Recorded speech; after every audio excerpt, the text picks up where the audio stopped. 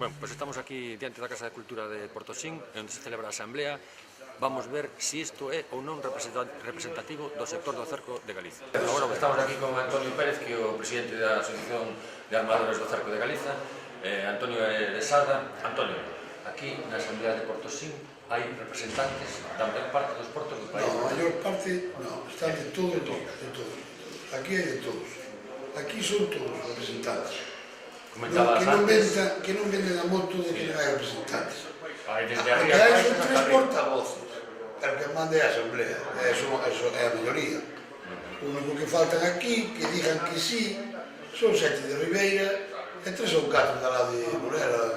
Son distintas asociacións que teñen formadas e, bueno, teñen outro voto distinto ao noso. Pero son simplemente, estamos falando de 11 ou 12 barcos. Mais ou menos, sí, pode haber 12, 14, 10, por aí. Somos 155.